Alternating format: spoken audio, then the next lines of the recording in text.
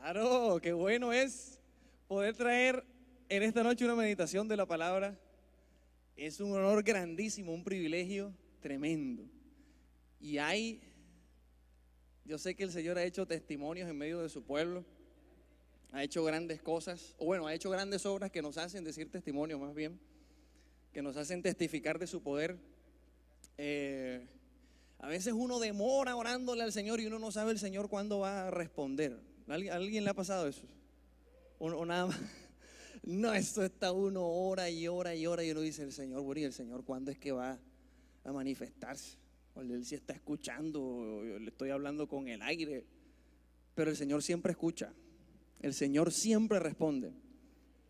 Y antes de empezar, conectado con la enseñanza, quiero contarle un pequeñito testimonio que tiene que ver con mi abuelita. Y algunos hermanos se los he contado. Resulta que nosotros ya este año que viene, mi mamá, mi hermana y yo vamos a cumplir 20 años de conversión, desde el primer día que vinimos en la iglesia, marzo del año 97. Entonces, desde ese momento uno empieza a conocer del Señor y el deseo, yo creo que uno de los primeros deseos que uno tiene es que toda la familia conozca del Señor, ¿verdad? Y uno empieza entonces, mira que vamos para la iglesia, que echa para acá, fulano, primo, hermano, ven, tío. Dentro de ese combo estaba mi abuela, ven, abuela. Y ella siempre, bueno, a veces venía, pero uno sabía que faltaba como el toque, la experiencia con el Señor. En muchas ocasiones, ahora que veo al hermano Helvi, me acuerdo que en muchas ocasiones la visitó la hermana Lilian, la pastora María Arias en su momento también iba, hablaban con ella. Bueno, el tiempo pasó, mi abuela venía, Día de las Madres, cumple el 24 de diciembre, entonces venía el 24 de diciembre a la iglesia a recibir una bendición y bueno, pero faltaba una experiencia con el Señor. Y ya para resumirles el testimonio, después de todo este tiempo, hace unos cuantos meses ella le apareció un dolor en un nervio que se llama el trigémino, y un dolor que eso no se le quitaba y tomaba medicamentos y no se le quitaba. Y hubo un momento pues ya de un dolor agudo que hasta duró como 2 días que no comía. Ya uno empieza a preocuparse, ya uno dice, y ahora no va a comer, y ¿cómo así? No, abuela, coma, pero de verdad no podía comer por ese dolor en la parte, sí, en el lado derecho de su cara. Ay, no puedo comer, y lloraba, y ver a esa señora llorar, a mí, no, Señor, quítale este dolor. En una de esas, mi mamá y yo le dijimos, abuela, pero hágale un voto al Señor, dígale algo al Señor. Ya uno le había dicho, abuela, cuando siente el dolor, ore, hable, mencione el nombre de Jesús. Y ella lo hacía, pero todavía el dolor persistía. Y en uno de esos votos, cuando le dijimos, hágale un voto, ella dice, Señor, si tú me sanas esto, yo voy todos los días, todos los domingos a la iglesia. Y eso fue un lunes, y el martes ya no tenía dolor. Eso fue una cosa instantánea. Empezó a comer y el dolor venía un poquito más leve, pero después de uno estar orando y preguntándole al Señor y orándole por la sanidad de mi abuela, oiga, nos dimos cuenta que ese dolorcito del trigémino que no tiene cura fue la estrategia que el Señor utilizó para que mi abuela empezara a mencionar el nombre de Jesús, para que ella viera el poder, lo experimentara realmente en su vida. Y mi abuela está cumpliendo su voto en este momento, está viniendo todos los domingos a la iglesia, ya sin que uno le insista, ya ella ora, ya ella da testimonio. ¡Wow! Y uno dice, Señor, gracias Dios, qué bueno eres, Señor. El Señor es muy bueno. Claro. Gracias por el dolor de trigémino. No, antes era, Señor, reprende ese trigémino, pero ahora sí ya, Señor, gracias, Padre, porque, y uno le dice, abuela, y el Señor tiene una sanidad para usted, pero no se puede olvidar de quién fue que la sanó. Hace poquito le dijo al doctor que el Señor la había sanado, que esas pastillas no le habían servido, algo así, y que el Señor fue quien la sanó. Pero lo que les quiero decir, amados hermanos, es que a veces uno está ore que ore, ore que ore, y uno no ve respuesta. Pero desde el primer momento en el que uno hace la oración, ya el Señor empieza a trabajar.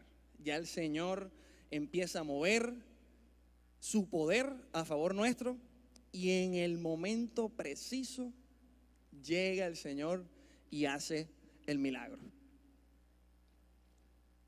Y en Hebreos el Señor habla de la fe y dice que algunos vieron el milagro de lejos, el galardón, y lo saludaban y lo confesaban y no lo recibieron, pero sabían que lo iban a recibir. Ay, permítame cantarle un corito un momentico. ¿A alguien le gusta cantar? A mí. Cantar es especial. Cantar es una actividad a través de la cual nosotros le expresamos al Señor nuestra fe, nuestra adoración. Y últimamente yo he utilizado esta estrategia para memorizar versículos. Hay un versículo que está en la Biblia que ahorita vamos a tocar. El versículo dice, bueno, el versículo no está entero en esta canción, está un pedacito, pero es ese de Hebreos 11 que dice que los héroes de la fe miraron el galardón de lejos. Haga así, lo miro de lejos, lo saludo, lo confieso, ahí viene mi galardón. Lo miro de lejos, lo saludo, lo confieso, ahí viene mi galardón. Gente que vivía como viendo al invisible. Mira cómo dice este corito. Viendo al invisible vivo yo, aunque yo esté casi muerto me responderás. Hoy lo miro de lejos, lo saludo y lo confieso, ahí viene mi galardón. Viendo al invisible, aunque eso es un versículo que también está en Hebreos, aunque yo esté casi muerto, dijo Abraham, yo sé que el Señor me va a responder. Eso lo dijo Abraham cuando el Señor le dijo que iba a tener un hijo y ya él tenía casi 100 años. Entonces la Biblia dice, de este que parecía ya casi muerto, el Señor levantó un hijo. Y entonces esos héroes no tenían su galardón en el presente, pero ellos lo miraban a lo lejos. Era como una visión, una capacidad que el Señor les da para mirar el futuro y saber que en el futuro cercano o lejano, ahí está el galardón, porque el Señor me dijo que me lo iba a dar. Lo miro de lejos, lo miro, haga esto, lo miro de lejos, lo saludo, lo confieso, ahí viene mi galardón. Viendo al invisible vivo yo, aunque yo esté casi muerto me responderás. Hoy lo miro de lejos, lo saludo y lo confieso, ahí viene mi galardón.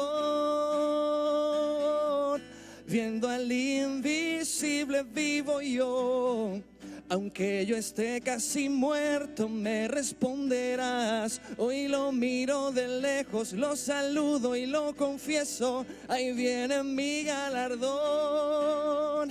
Oh, viendo al invisible vivo yo, aunque yo esté casi muerto me responderás. Hoy lo miro de lejos, lo saludo y lo confieso, ahí viene mi galardón.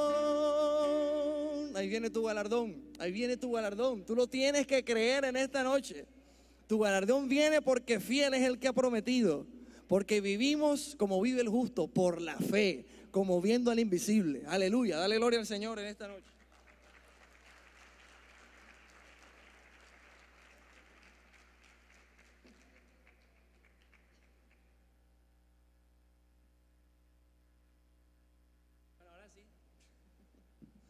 Ahora sí vamos a empezar la enseñanza. La he titulado Gracias, mi hermano Julio. Actos y decisiones de fe. Y vamos a ver algunas cositas de la vida de esos héroes, grandes héroes de la fe. Empecemos con Abraham. Abraham tenía, empecemos con Abraham. Yo iba a decir, Julio, no, yo lo tengo aquí. Empecemos con Abraham. Muchas promesas tenía Abraham, que el Señor le había realizado a Abraham. El Señor le había prometido a Abraham que le iba a dar tierra.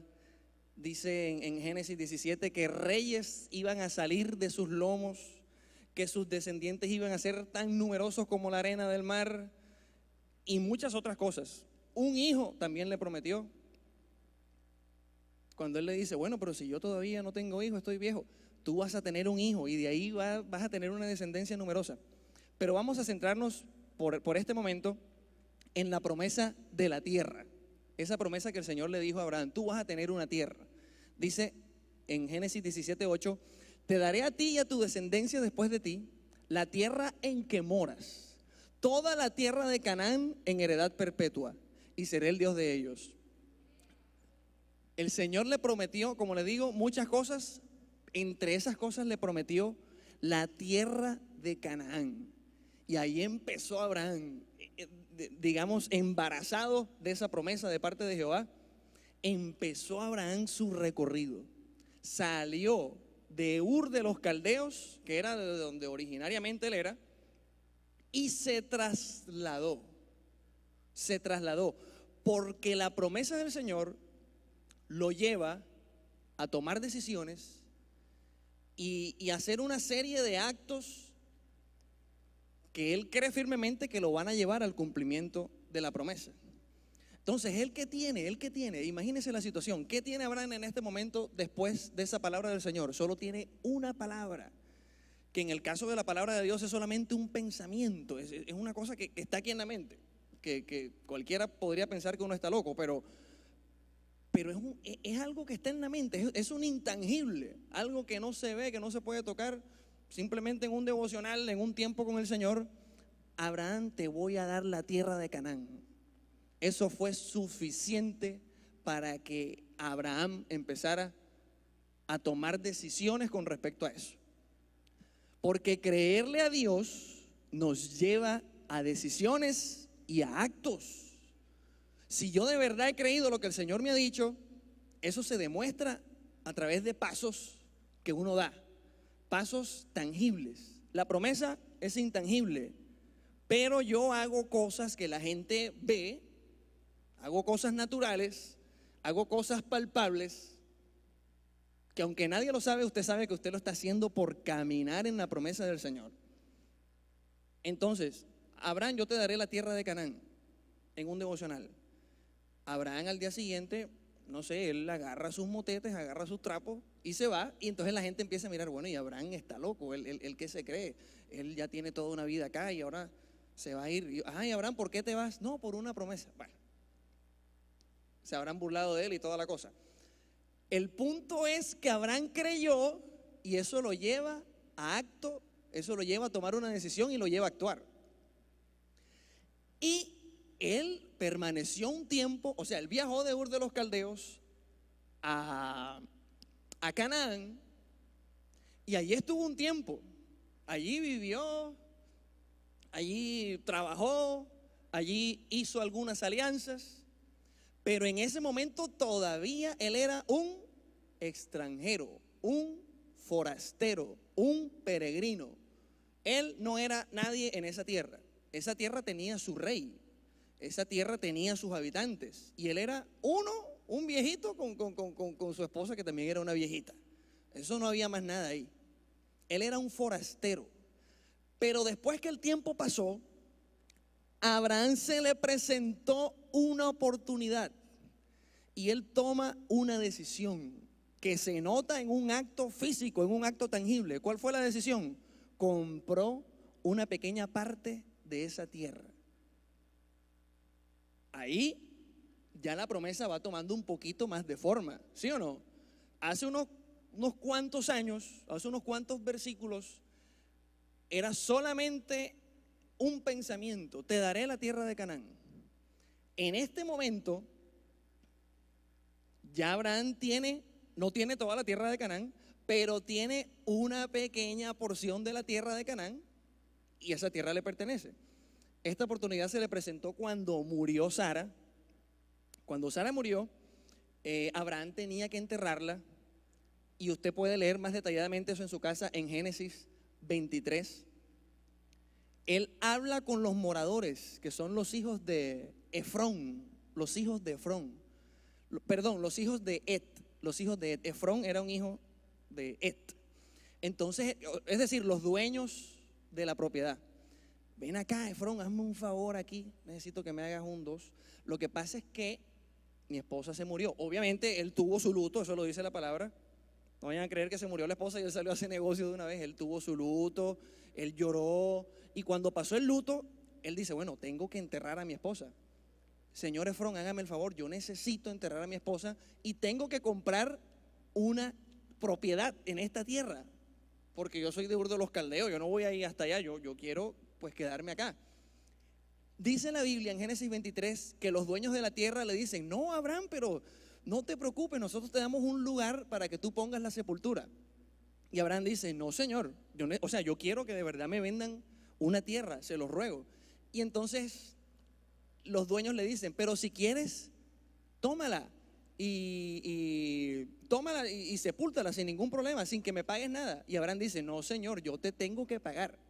Y él finalmente le paga 400 siclos de plata. Él recibe la tierra. Pero ¿qué hay detrás de toda esa negociación que se ve tan natural? Hay una promesa en el pensamiento de Abraham, que él dice: esta es la tierra que el Señor me dio. Yo no voy a permitir que a mí me regalen esta tierra, porque no va a haber como una constancia de que es de mi propiedad, que yo la compré. Entonces por eso Abraham se baja del bus con 400 siclos de plata y compra la heredad. Y dice en la palabra de Dios que el negocio lo hicieron delante de muchos testigos, para que a todos, a ninguno más bien, le quedara duda de que esa tierra era de Abraham. Y entonces dice la palabra de Dios: quedó la heredad de Efrón, que estaba en Macpela, al oriente de Manre, Hebrón, como propiedad de Abraham, en presencia de los hijos de Het y de todos los que entraban en la ciudad. Todo el mundo se dio cuenta de la negociación. Entonces se divulgó la fama: este pedacito de aquí, la parte de Macpela que está aquí, Hebrón, no, eso ya no es de Het, eso es de Abraham, porque todo el mundo se enteró de eso. Y allí fue sepultada Sara. Vuelvo y le digo, en este acto tan natural, ¿qué hay detrás de todo eso? La promesa de la tierra que el Señor le había dado a Abraham. Y estoy seguro que si Abraham no hubiera creído esa promesa, él no hubiera comprado esa tierra, pero la compró porque lo creyó y porque él sabía que en algún momento esa porción de tierra iba a ser la tierra de los descendientes de Abraham. Y toda la descendencia de Abraham que creyó en la promesa de Dios decidió y actuó. Eso que está aquí son unos versículos como evidencia bíblica de que después de eso, Abraham le dijo a su hijo: ¿quién era el hijo de Abraham? El hijo de Abraham, Isaac. Abraham le dijo a Isaac: mi hijo, la tierra nuestra, la tierra de nuestras generaciones va a ser esta, aquí en Macpela, en Hebrón. Aquí va a ser. Ahí estaba sepultada Sara. Cuando Abraham se murió, ¿qué hizo Isaac? Enterró a su papá en Abraham. Isaac se casó con Rebeca, se casó con Lea, tuvo dos hijos, Jacob y Esaú, ¿recuerdan? Y entonces Isaac le dice a Jacob y Esaú: mi hijo, cuando yo me muera, yo necesito que tú me sepultes. ¿En dónde? En la tierra de mi padre Abraham, o sea, en la tierra de la promesa que el Señor le había dado. Y efectivamente, cuando se murió Isaac, Jacob y Esaú, sus hijos, los sepultaron en esa tierra. ¿Y qué creen ustedes que pasó cuando se murió Jacob? Jacob le dice a sus 12 muchachos, dos equipos de fútbol sala, Él les dice: muchachos, háganme el favor, cuando yo me muera, ahí está ese versículo, sepultadme con mis padres en la cueva que está en el campo de Macpela, la cual compró Abraham. Allí sepultaron a Abraham y Sara, Isaac y Rebeca y Lea. Cuando Jacob murió, ¿dónde se murió Jacob? ¿Dónde se murió Jacob? En Egipto, sí señor, en Egipto. Cuando su hijo José era el gobernador de Egipto. Y entonces José subió para sepultar a su padre, y subieron con él todos los siervos de Faraón, los ancianos de su casa, todos los ancianos de la tierra de Egipto, y se hizo un escuadrón muy grande.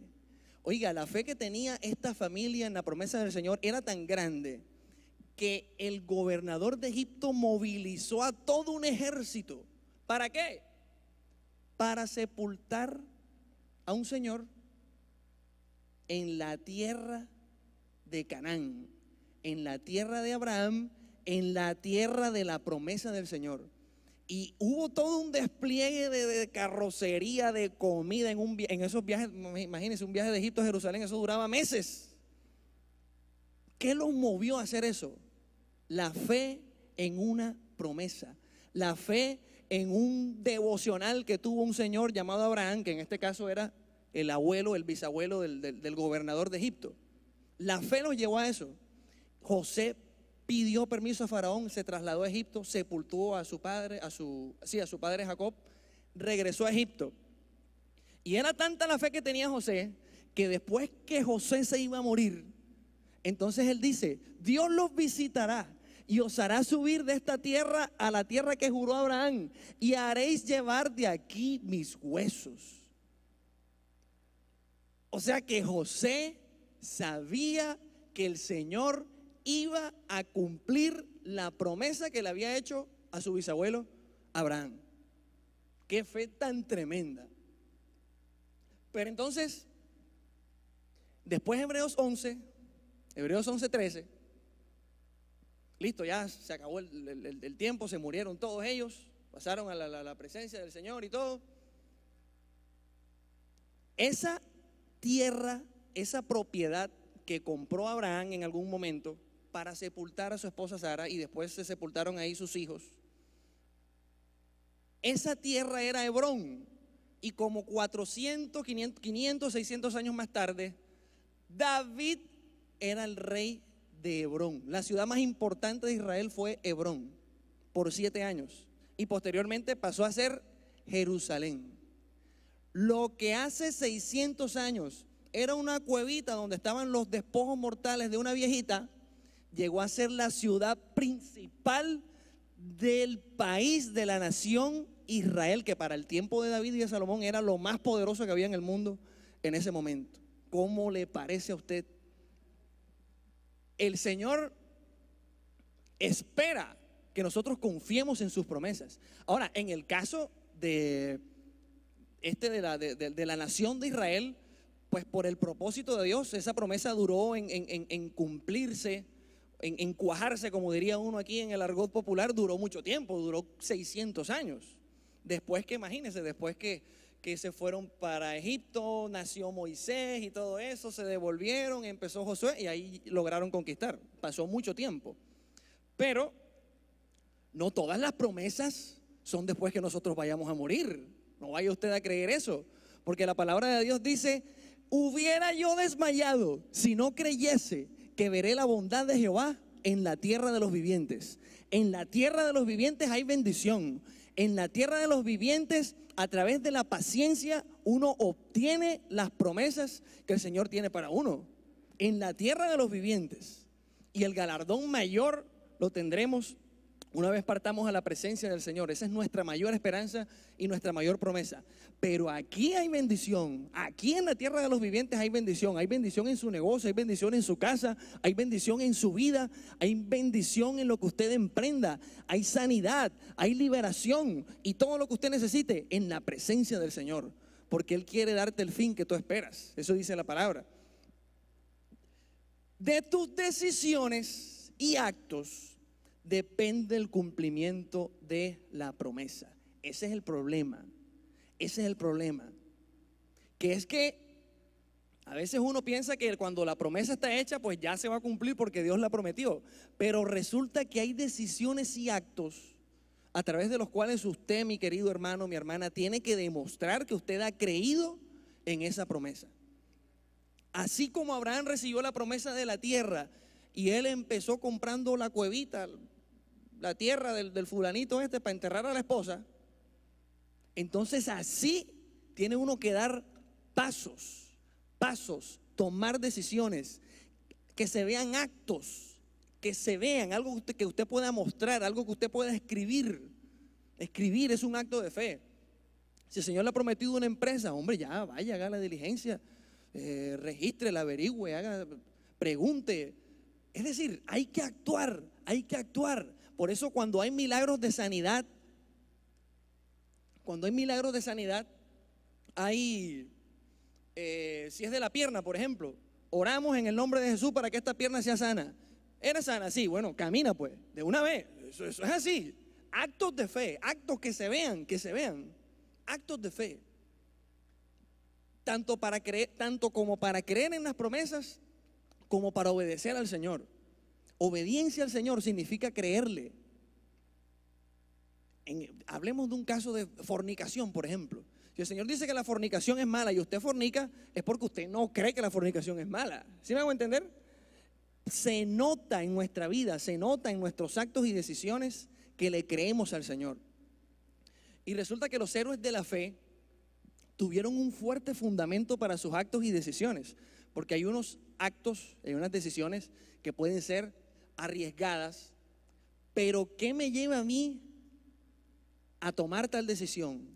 ¿Qué me lleva a mí a un acto de fe? Y la palabra de Dios dice qué era lo que ellos tenían en mente cuando actuaron creyéndole al Señor. Los héroes de la fe, ¿qué tenían en mente? Creían que fiel es el que prometió. Fiel es el que prometió. Y eso es un fundamento súper fuerte, parece muy común, parece frase de cajón, pero es que yo no puedo actuar y no puedo decidir basándome en alguien que yo no sé si me va a cumplir o no. Pero entonces por fe yo tengo que creer que el Señor es fiel. Si Él lo prometió, Él lo va a cumplir. ¿Qué te ha prometido el Señor, mi hermano? ¿Qué te ha prometido el Señor? Si Él te ha prometido algo, te lo va a cumplir. A veces cuando nos desilusionamos es porque creemos que el Señor nos ha cumplido algo, pero realmente no lo ha hecho. Pero si Él lo prometió, Él lo va a cumplir. Y de eso no nos puede quedar a nosotros la menor duda.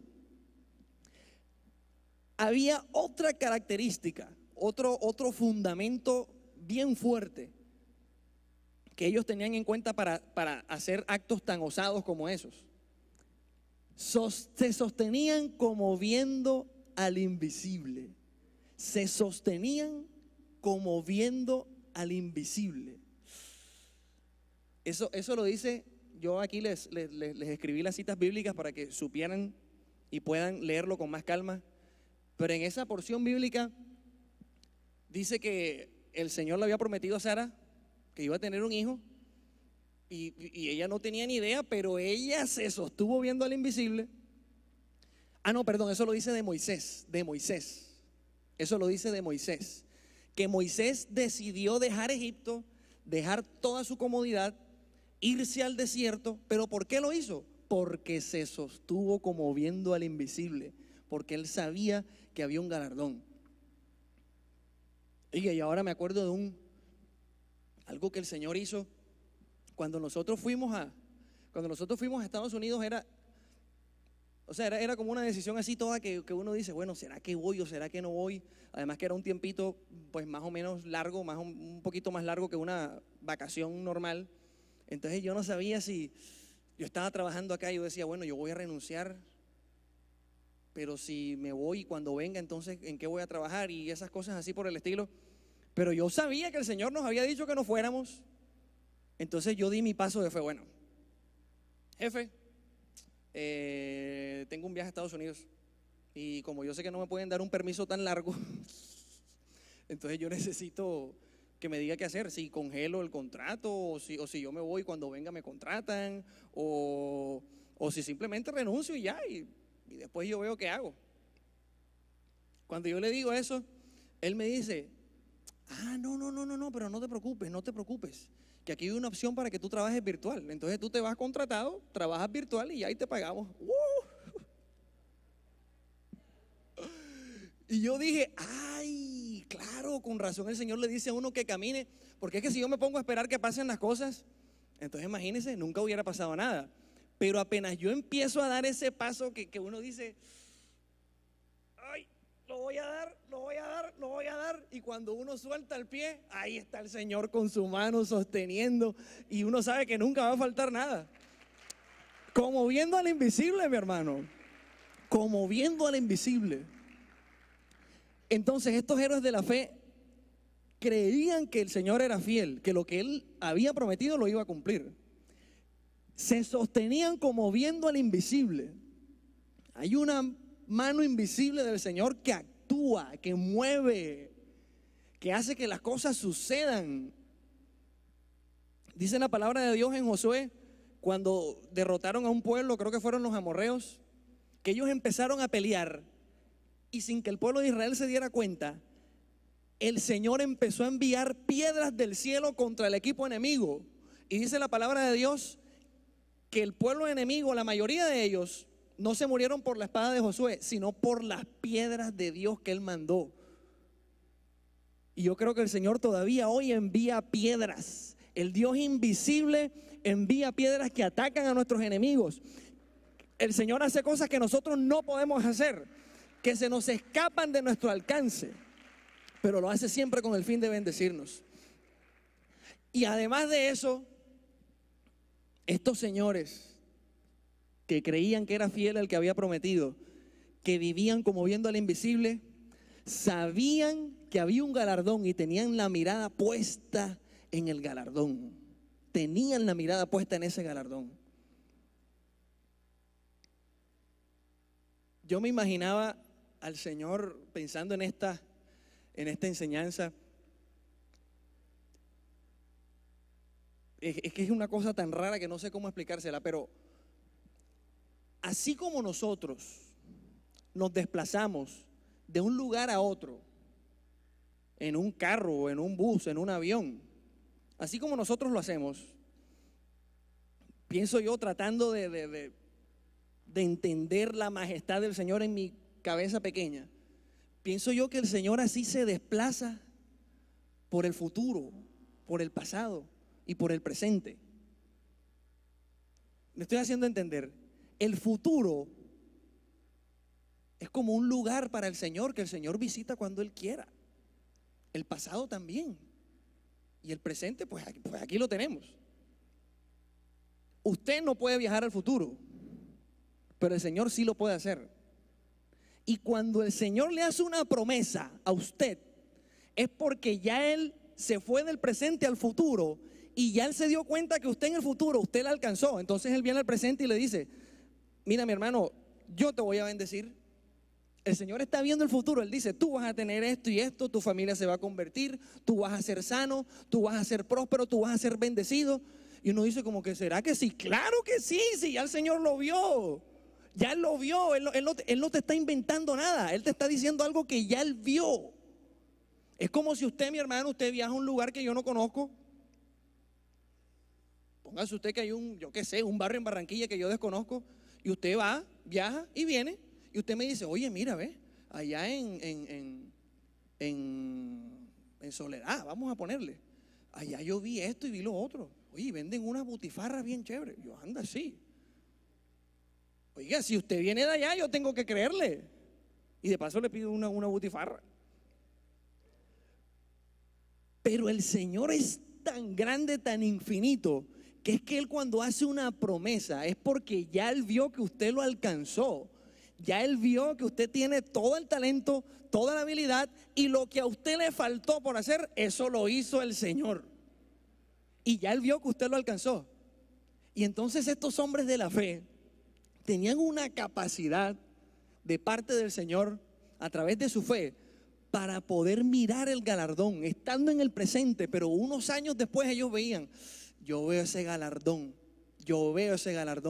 Y yo me imagino a Abraham cuando el Señor le dijo, de tus lomos saldrán reyes. Y él pensaba, oh, allá está, bueno, no sé qué nombre le van a poner a ese nieto mío, a ese bisnieto mío, pero yo lo veo allá en un trono, lo veo con una corona, lo veo con el cetro, lo veo con ejércitos, lo veo.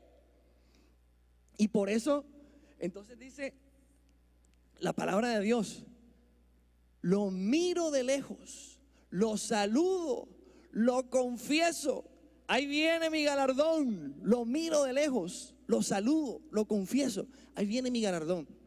Y esos actos o estas creencias son lo que nos llevan a tomar esas decisiones que finalmente nos llevan al cumplimiento de la promesa.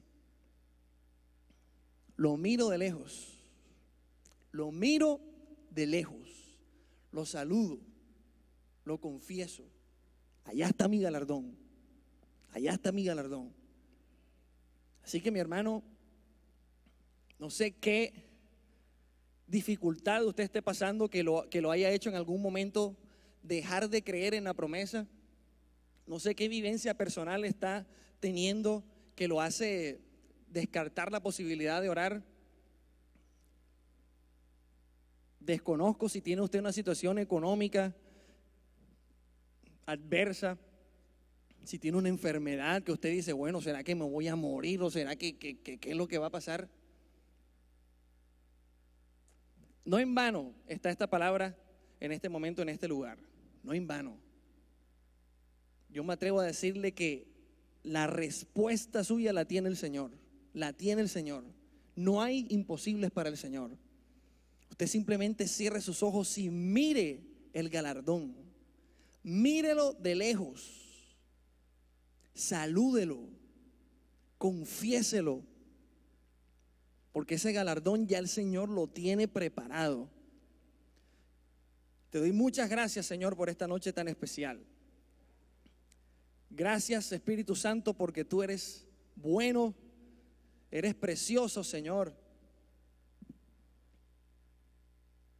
Porque tú tienes galardones preciosos para nosotros. Gracias, Señor. Dice en tu palabra que todo el que te busca tiene que creer que tú eres real y que eres galardonador de los que te buscan, Señor. Nosotros creemos en esos galardones y queremos demostrarlo a ti, Señor, a través de actos de fe que nos lleven al cumplimiento de esa promesa, Señor. Creemos en que eres poderoso para hacer todo lo que a nosotros nos queda imposible, Señor. Eres santo y bueno, Señor. A veces queremos que venga la fe y nos inunde, pero son más bien decisiones que nosotros tomamos de creer en ti, Señor.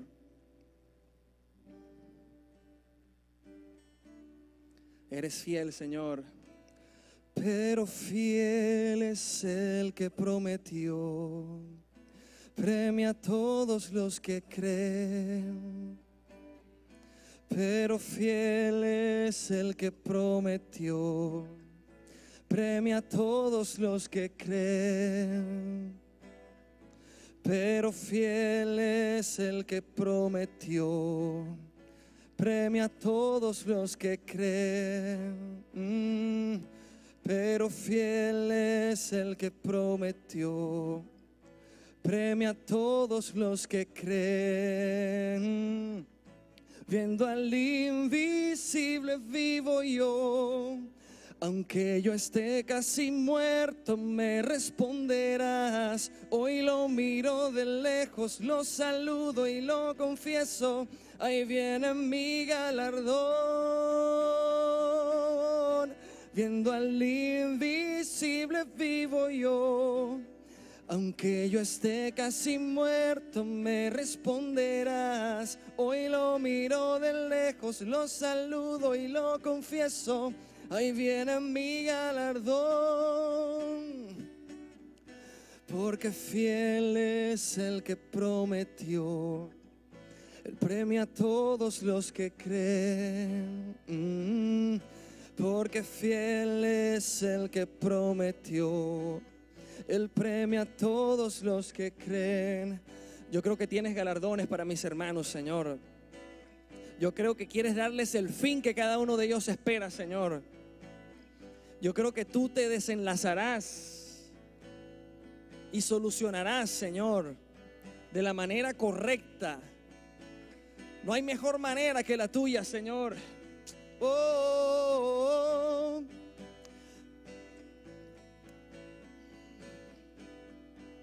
Nosotros nunca podríamos, Señor, alcanzar, siquiera igualar tu poder, ni tu majestad, ni tu gloria, Señor. Queremos dejarte actuar a ti, Señor. Simplemente dar nuestros pasos naturales. Simplemente creer en ti, Señor.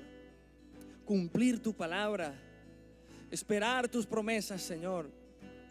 Actuar conforme a nuestra fe en ti y saber que tú responderás. Porque fiel es el que prometió. Premia a todos los que creen. Porque fiel es el que prometió. Él premia a todos los que creen.